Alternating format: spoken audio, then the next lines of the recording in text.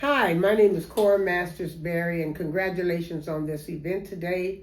I'm actually sorry that I can't be with you, but today, this afternoon, is a party that's celebrating my 80th year on this earth, and I'm so grateful to God for that. To God be the glory. Not only am I very blessed to be here, but I'm also blessed to know that I'm here. So I'm going to do the best I can to make a positive contribution to your event. My dear friend, sister, Nene Tay, whom I love from the bottom of my heart, and you know how she is, you got to do this. You got to do this, Auntie. You got to do this. And it's not a problem doing it. I'm just so sorry I couldn't do it personally, because talking about Marion, his history, his contribution, the movements that he led and the movements that he bled in is one of my favorite things to do. As most of you already know, Marion entered into the movement after he had become he was teaching chemistry at the University of Tennessee. He was getting his PhD in chemistry, and when he was in Tennessee, someone shot in the dorm where he was living because there was a movement going on, and it's just something about the whole movement. The Lord moved him, and he decided to join the movement. He then became the national president of SNCC, the Student Nonviolent Coordinating Committee. The people that succeeded him was Stokely Carmichael, Kwame Ture, and John Lewis. After the Civil Rights Movement, and Marion did the sit-ins, and they demonstrated and they protested. Benjamin Hooks, at that time, who was the national president of the NAACP, the national NAACP, asked him, will you go to Washington, D.C.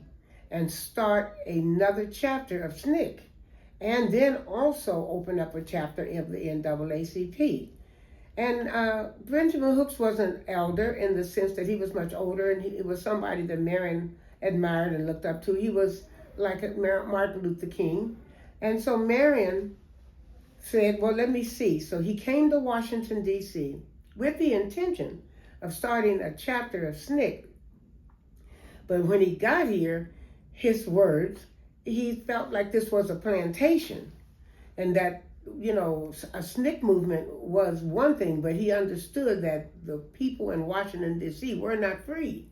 They were under the control of the United States Congress, one of the main people who were heading up a committee, a guy named John McMillan from South Carolina. He had brought up all of his buddies and loaded them up with the fire department and in the police department, and it was an occupied army here. So rather than to start a movement of SNCC or even NAACP, he started something called the Free DC Movement. And the Free DC Movement, at that moment in time, his first movement was he did a one-day massive collective boycott of the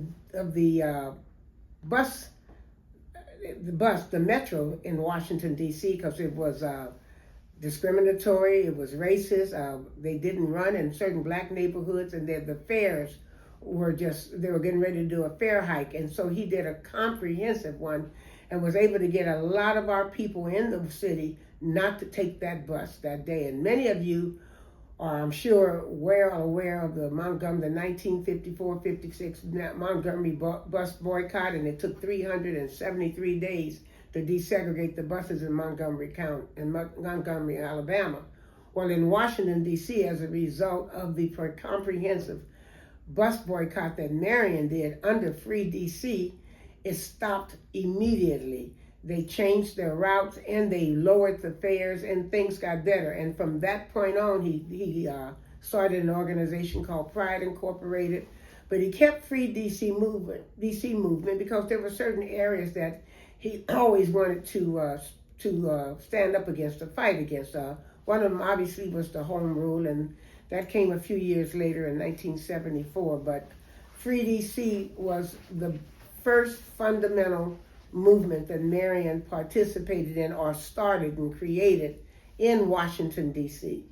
So I'm very proud of what you all are doing. I'm proud of my child, my niece, Nene Tay, and what she does for the community. I was at the movement rally a couple of weeks ago with her, and we were we were protesting the assault on the African American Museum, or as we call it, the Black Museum, and my granddaughter was there with me, and Nene gave her a bracelet that said Free DC. Because my granddaughter likes to wear those bracelets. We have a lot of them, and she put it on her arm. And I said to her, you go take a picture with her, because Nene Tay is an icon. She's a fighter, and she's a leader of our people. So I say to you all, not only do you keep the power going, but let's free DC.